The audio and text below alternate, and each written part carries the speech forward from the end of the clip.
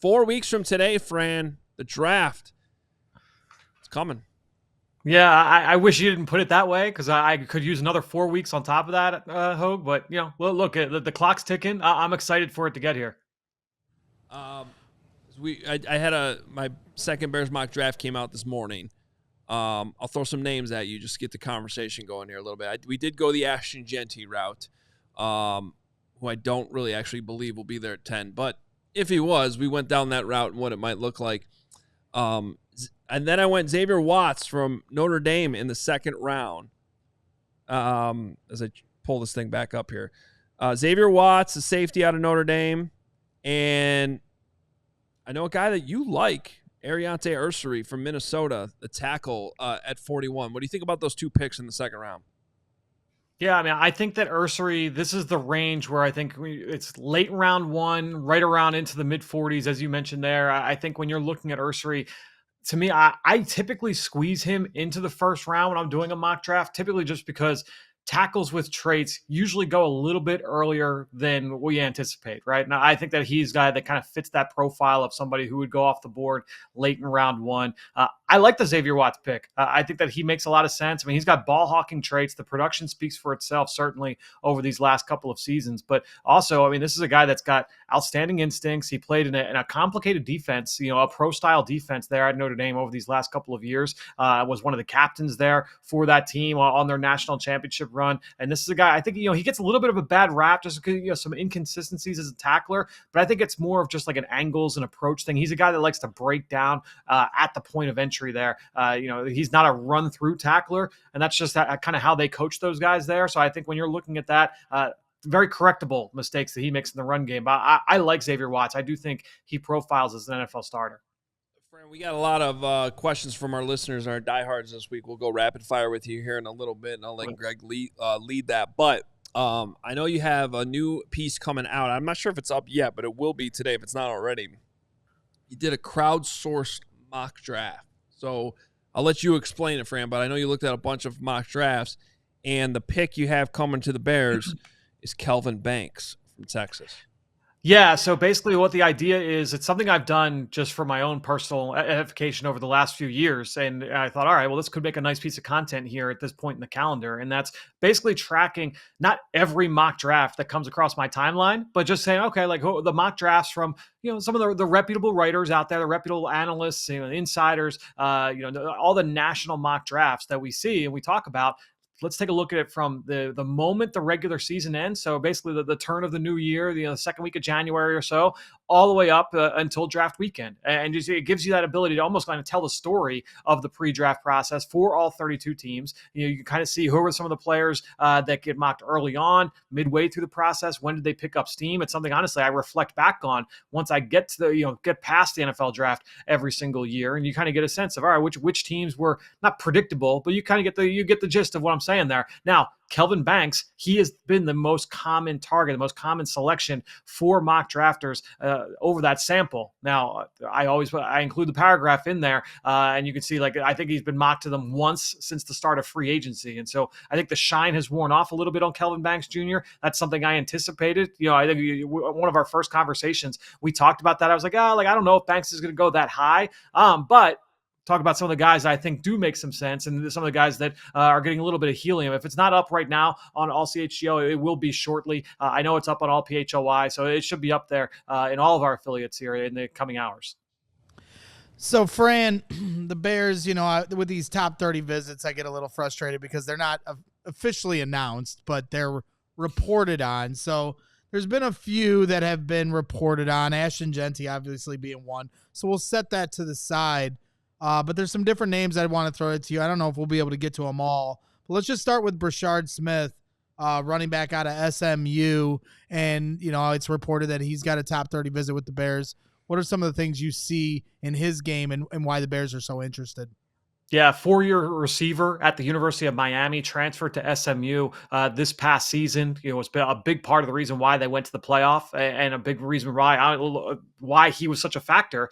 They moved him from wide receiver to running back, and this guy has electric playmaking abilities. When you look at the way that he was used in that offense, obviously, look, he excels in space. He can give you a lot of versatility in the pass game. When I think of the matchup type of things that Ben Johnson and Declan Doyle could do with a Brashard Smith, he's not Jahmyr Gibbs. But I think when you talk about those kinds of things, yeah, you can move him around. You can do some things with him in the screen game, certainly. And so I think that would be the idea there with that pickup is, some of the things we were talking about with DeAndre Swift. I think you can get that here with Brashard Smith.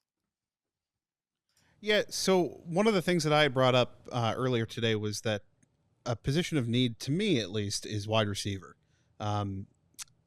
When you kind of look at where the Bears are with DJ Moore and Rome Odunze, obviously you have two very talented wide receivers. In that third spot, though, you're losing Keenan Allen. I don't know if they've really addressed that spot particularly well in free agency. What about Pat Bryant from Illinois? Yeah, he's definitely that kind of like big possession type of receiver, a guy that can line up inside or outside. He's not going to be some kind of game breaker. I think when you get to like the early to middle stages of day 3, that's probably where Bryant's going to come off the board. I thought he was solid down in Mobile. I thought he had a solid week down there. He is one of a handful of receivers in that area of the draft that I'm buzzing back through right now and just kind of finishing the notes on. But I think that's kind of the book on him would be that he's just a solid possession receiver, technician, can get off the ball, is going to be reliable at the catch point. Not going to give you a ton of juice, but I think he can be that reliable possession target. Well, while we're on wide receivers, one of the other top 30 reported visits is from Isaiah Bond, wide receiver out of Texas. You ran, I think, a sub 440. Yep. So just curious, your perspective on him. Yeah, I mean, Braggs, you've mentioned like that need for speed, with this offense, and I think that he would be able to play that Jameson Williams type of role. Certainly, that's the element that he can bring to an offense. He started at Alabama last year in 2023, transferred over to Texas with high hopes. I mean, coming into the year, there was the expectation that he would be that number 1 receiver for the Longhorns and be a first-round pick here this spring. He was the number 1 receiver to start the year. He had some inconsistencies. Then he gets hurt, and that's when Matthew Golden kind of takes that next step, and then Golden became the guy down the stretch for them. So I think when you're looking at Isaiah Bond, there was some anticipation, is he going to come out, or is he going to go back for another year? Is he going to go enter the portal? He ends up declaring for the draft. He goes to the combine, runs well. I thought he had a solid workout out in Indianapolis on top of that. So this is a guy that's got speed to burn. The upside is very real with him. It's just a matter of, all right, can you smooth out some of those rough edges in the profile? Yeah, but where do you think he's projected now? Because that's going to be a tricky spot for the Bears. Yeah, good question. I would say it's day 2. I think a guy with that profile, my guess is that he's not going to sneak into round 1. I think that you're talking, somewhere around 2, round 3. When you get into that area of the draft at receiver, it's going to come like team specific kind of deal where it's all right. If it's Isaiah Bond versus Jaden Higgins versus Savion Williams. All 3 of these guys are so different, right? And so it's going to come down to the team selecting what do they need for their depth chart. That'll determine whether or not Bond goes, 41 versus 58 versus 71. Yeah, it'll be interesting because I know Bob McGinn, who gets all the scout information every year, that came out earlier this week, and he was described. Isaiah Bond was described as just a generic boilerplate, selfish diva wide receiver. So, I mean, hey, there's a lot of receivers, though, that fit that bill that are also very good. I like Isaiah Bond as a player. Obviously, the stuff behind the scenes, that will probably certainly affect his draft stock. So he really is fitting the Jameson Williams role. Well, Antoine Randall knows how to get the most out of those guys, right? I would love to see that. Hey, real quick, to come off the draft conversation, there was a little bit of breaking news here just in the last few minutes that has the Eagles-Bears crossover, so I want to bring it up to you. But Jeff McLean reported that the Eagles are going to sign Matt Pryor to a 1-year contract. He was, of course, drafted by my guy. He was drafted by the Eagles back in 2018, 6th-round pick, and then obviously didn't stick there. But has had a little bit of a resurgence here the last couple of years. Fran, just your initial impressions to that move, and I don't know if you have any questions for us. We just saw this guy the last year too. Yeah, I mean, look, Matt Pryor, he was a late round pick, a 6th round pick, I believe, when he came out. And this was a guy that had outstanding size and the traits and versatility. And he became a 4-position swing backup. He had some rough moments. He got plugged into the starting lineup at certain points where he probably wasn't ready for that as a young player, and so he took his lumps. Obviously, ended up leaving, but was able to find success and is stuck in the league this long. You guys have gotten to see that up close and personal over the last couple of years, but I'm not surprised that they would bring him back. Obviously, they know him well in the building. Jeff Stoutland has had this outrageous stat, guys, where he was his first year here in Philadelphia was 2013, and there was a point up until I think it was like a year or two ago where every single offensive lineman the Eagles had drafted since Stout got hired in 2013 was still in the league. We're talking like a decade plus. So his ability to identify talent and obviously develop that talent is second to none in the NFL. Yeah, no, Pryor was I think the Bears are interested in bringing him back, and what is ideally suited as a backup who's coming in and he can play tackle in a pinch. He's really settled in at guard, though, specifically right guard, and I thought he did a pretty good job once he became the full-time starter last year. Once the Bears moved on from Nate Davis, so seeing him go back to Philly with Jeff Stoutland as the offensive line coach, like that's good depth for the Eagles. We're also talking about a guy who I don't think any one of us really anticipated playing 1,000 snaps last year when the season started. And not only did he do that, but he was also willing to move wherever he was kind of needed. He was a really nice plug and play player on that line. Greg, do you want to go rapid fire? Yeah, we can go rapid fire. Now that you've pissed me off with that Matt Pryor news. Sorry. And, Here, before we go rapid fire, give me. There you go. Are there any powerful leg kickers that we can look at for day 3? I think I'm the only one on this train. What's a kicker? Yeah, I mean the pit kicker that was at the Shrine Bowl. I know that he's got a leg. I haven't gone too deep into the kickers. I had to pick my battles this year. Kind of being a little bit late to the game. But the kid from Pitt, he's got a leg on him. He had his pro day this week as well. I know he caught some eyes out there. Great, thank you. All right, Fran. So we'll try to make these rapid fires super rapid. So we make sure because they were flooding in our Diehard Discord channel here today. Get to it. We'll have some different ones. I don't know if you have them labeled the way I sent them to you, Steven. It's on the screen. Well, I see that one, but I have my way of going through this, but that's fine. We can start here with Mr. Ferrier. He says, does Fran see Demetrius Knight as a good fit for the Bears at middle linebacker if they draft him with the 41 or 72 and he gets to wait behind Tremaine Edmonds for a year? Yeah, I mean, he's got that body type. He's big. He's long. Teams are looking for length, certainly, at the linebacker spot. I think that's a little rich for my blood, personally, that high in the draft. But I do know that there are fans of his around the league. But for me, I look at him as more of like a middle day 3, like around 5, round 6, where I would feel comfortable personally, just as an older player, with some limited athletic traits. But no, I think that he would make some sense, certainly in Chicago. Okay. We have, this wingspan here. Discrepancy with obviously Will Campbell measuring out at 33 inches. There he is, right there. That's they're growing now. Yeah, update that. Right, That it's growing. And by the time we get to the draft, he'll be up to 38 inches. But our guy Now Get Back to Work, which is a great Discord name. He asks, when scouting offensive line, what do you rank higher in importance? Wingspan or arm length, and why? Because that was kind of a weird thing why those two things aren't essentially the same thing. Yeah, so the difference really quickly, I'm going to say it fast, is that the arm length is measured from like the inside tip of the shoulder blade all the way out to the fingertip, whereas obviously wingspan is like tip to tip, right? So you're going from one arm to the next. And so there's going to be there should be, I should say, a little bit less variance there when you're doing the wingspan. It really, I guess it depends on what you're looking at. I value wingspan a little bit more with defensive linemen as opposed to offensive linemen, just because of the way those positions might be able to use that length. A defensive lineman, you're more likely to put everything into it, really lean into a guy, whereas offensively, you've got to be a little bit more under control and be able to react to a defensive line being able to move. So it's without getting too deep into it, I would say I value arm length a little bit more, but I value the film more than anything. I love it. That's a really good question. Yeah, it was. Really good question. Shout out to Now Get Back to Work. You got your question. Now get back to work. Andrew M., the Bears were heavily invested at the Ohio State Pro Day. A lot of different Bears personnel there, including Ryan Bowles and Ben Johnson.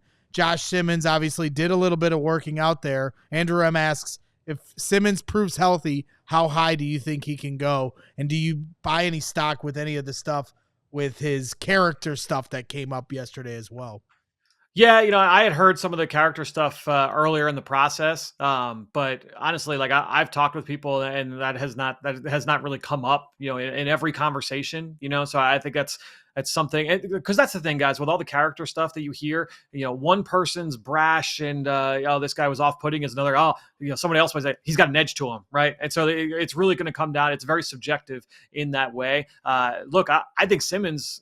I'm pretty sure. No, I didn't do it in my mock draft, but I was very close to giving him to the Bears in one of the first mock drafts I did. So no, I don't think 10 is too rich. If he were healthy, I think you feel good about that. That's where he would have gone in this draft. Okay. Well, Mr. Ferrier brought a bunch of rapid fire at you, and he's asking about Mason Graham's weight. Obviously that's been an issue to some people evaluating here. And so he's kind of wondering, what's your comp? Is there currently a 3-tech that plays around 290 pounds? And if so, who is that, or what is your comp for Mason Graham, defensive tackle out of Michigan? Yeah, I didn't have a comp written down on Mason Graham, but if you give me 1 second, I can take a look at some of the guys' weights when they were coming out. Look, obviously Ed Oliver was 281 when he came out. Kalijah Kancey was 281 when he came out. Osa Odigizua was 282. He turned into a good player. Milton Williams just got a huge money deal. He was 284 when he came out. Jonathan Allen, 286 when he came out. DeForest Buckner, he was 291 when he came out. Obviously a lot taller than Mason Graham, a lot longer, but at 291, that's a leaner frame. Braden Fisk, he turned into a good player for the Rams. That's actually been a comp that I have heard, guys, is Braden Fisk to Mason Graham. But he came in 292 last year. Arik Armstead, 292. Matabike was 293. Kobe Turner, 293. So yeah, we're in the range there in terms of guys that have turned into quality interior disruptors, right in that range. Wow, didn't have a comp, and within a split second came up with 42 comps. And if you want to, seriously, that was the most impressive thing. That is why you are the AllCity Draft expert. That was impressive, my friend. We got one more, and I appreciate everybody in our Diehard Discord that participates in this every week. We try to get to as many as possible, but we don't want to take up too much more of Fran's time. He's obviously got a lot of work to do, not just with CHGO, but with all the cities across AllCity Network. So Gary Ross, to finish up, Mike Tannenbaum from ESPN put out a mock trade that potentially the Steelers would trade up to the number 10 pick. And if I'm correct on what the package would be, it was the Bears would give the Steelers the number 10 and a 5th round pick, and the Bears would get the number 21 pick in the first round, a 3rd rounder, number 83, a 4th rounder, number 123, and next year's 1st rounder. So would you do that deal? Because I would run to the podium, even though we don't run to podiums anymore. I'm still running to the podium. And B, if let's say that trade happened, who would you think the Bears would be targeting at 21 for that pick? Yeah, I actually liked the trade there from Mike from Tannenbaum, and I think when you're looking at it, who's on the board, who do you like? I was looking around, I know that he had them taken. I believe it was Shamar Stewart, right? And I think when you're looking at, who else would be on the board there, I think that's where the Bears really could, get some value in that kind of a situation. I'm just pulling up this mock draft now because I had it up to do that piece that I referenced earlier. You get into offensive tackle range in that point. We already mentioned Kelvin Banks. That's kind of the area where he has been going in mock drafts, has been right around in that spot. Tyler Booker is one, but they've kind of solidified the guard spot at that point. Had a top 30 with Josh Connerly. Is that too high for him? Probably. To me personally, I know I would feel that way, and it feels like most mock drafts are kind of painting in that picture as well. That might be a little rich, for Connerly at that point. I'm looking at the rest of these picks here. I mean, I guess it would be like, all right, like if Mykal Williams is he still on the board? He's rumored to be going as high as 8. I would be fine, honestly, if the Bears stuck at 10 and took Mykal Williams. So if he were available, I would love that as well. So it would be a couple names. It's that part of the draft, though, man, and that's the beauty of where I shouldn't even say the beauty. It's the double-edged sword of where the Bears are right now. Is that a player that they take at 10? You could move back, and I think it's a same quality type of player if you're able to swing a deal like that. So if they were able to get an offer like that, Braggs, I'll run up with you to the podium just a minute. Running to the podium. Well, again, you just with Don the all you got to Bearman. do is pick up the phone and say yes. You don't have to run anywhere, which is good news for you. But that Fran, the other side of that is like if that's the case, it's probably. Unless a team is hell-bent on getting one player that they're just totally in love with, it also reduces the chances that a team would want to trade up because they're thinking the same thing. We can get the same level of player back here. So unless that's for a quarterback, in this scenario, it's the Steelers trading up for Shedeur Sanders at 10. So the big thing when you have a draft like this is exactly to your point, though, Hogue, is that what you're banking on is that most teams are going to have that top 4. They're going to have the same top 4. And then there's that second tier of, we'll say, like, 5 to 10. Maybe this team has Shamar Stewart. Maybe this team has Kelvin Banks. Maybe this team has, insert player. Tetsuo McMillan. He's head and shoulders above every receiver.